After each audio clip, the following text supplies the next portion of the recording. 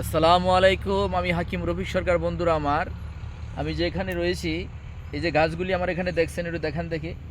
এই গাছটার নাম হলো বেহায়া গাছ। আমাদের এলাকায় এটাকে বেহায়া বলা হয়। তার কারণ কি জানেন? আপনারা কোন নামে চিনে থাকেন, কোন নামে জানেন, আমাকে কমেন্টে জানাবেন। এই গাছটা মাটিতে খালি রোপণ করা লাগে না, একটু মাটির মধ্যে পড়ে গেলে সেখানে জীবিত হয়।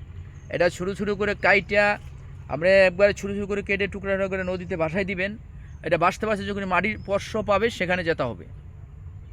একটু মাটির যদি প্রসব হয় সে এখানে জীবিত হয়ে যায়, তাই এটাকে বলা হয় বেহায়া গাছ। কিন্তু এর ভিতরে ঔষধি গুণ রয়েছে অনেক। আমি একটার কথা বলেই দিই, যারা আমার ভিডিওটা দেখেন দয়া করে মেহরবানি করে একটু শেয়ার করে দিবেন, যাতে আপনার মাধ্যমে আরেকবার জানতে পারে, বুঝতে পারে, শিখতে পারে, সেজন্য উপকার পায়। অনেকের দেখবেন হঠাৎ করে শরীরে, গালে বা হাতের ভিতরে টিউমার হয়, মাংস পেশি ফুলে জায়গা। এই টিউমারের জন্য আপনি অপারেশন পর্যন্ত করা লাগে। এটা অপারেশন লাগবে না। অপারেশন ছাড়া আপনি ভালো হবেন কেমনে, এবার একটু খেয়াল করে শুনবেন। আর ভালো হলে ইনশাল্লাহ দয়া করে মেহরবানি করে কমেন্টে আপনি জানিয়ে দিবেন, যাতে আপনার মাধ্যমে আরেকবার জানতে পারে, বুঝতে পারে।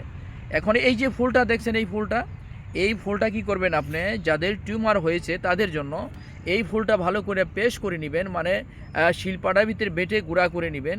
এর সাথে কর্পুর মিক্স করবেন, কর্পুর কিনে আনবেন, দুইটা জিনিস একসাথে। এই দুইটা জিনিসের মাধ্যমে টিউমার আপনি ভালো হয়ে যাবেন। এখন আপনি এই টিউমারটা ভালো করবেন কেমনে করে, খেয়াল করে একটু বুঝে রাখেন। আর একটা কথা মনে রাখবেন, আমি ইউটিউব আমার এই যারা চ্যানেল থেকে যেন সাবস্ক্রাইব করে রাখবেন, আর যারা আমার ইউটিউব চ্যানেল তারা দয়া করে একটু শেয়ার করে দিবেন, যাতে আপনার মধ্যে আরেকবার জানতে পারে, শিখতে পারে। আর একটা বিষয় হলো, আমি অনলাইনে কোনো ওষুধ বিক্রি করি না। আর আমি যেটা আপনাকে শিখাই দিচ্ছি, যদি ভালো হন দোয়া করবেন, যাতে আপনার দোয়ার বাগি আমি হতে পারি। আর আপনার শেয়ারের মাধ্যমে যে ভাই শিখলো, জানলো, সেজন্য আপনার সবার বাগি আপনি হতে পারেন। এর জন্য একটু শেয়ার করে দিবেন। এই যে ফুলটা দেখছেন, এই ফুলটা দেখতে খুব সুন্দর দেখা যায় ফুলটা। এই ফুলটা ঔষধি গুণ রয়েছে অনেকের ভিতরে। তবে এইটা ভালো করে পেস্ট করবেন, আপনি কর্পুরের সাথে মিক্স করে যদি আপনি পলব দিতে পারেন, 1 থেকে 7 দিন আপনি পলব দিয়ে রাখবেন। দেওয়ার পরে দেখবেন ওই টিউমারটা মিলে গেছে গা, আপনার যেখানে মাংসপেশি এরকম ফুলে গেছে গা, এটা মিলে গেছে গা। ইনশাল্লাহ আপনি ব্যবহার করে দেখবেন, আল্লাহ রহমতের মালিক, আপনি ভালো হবেন এই গাছের মাধ্যমে।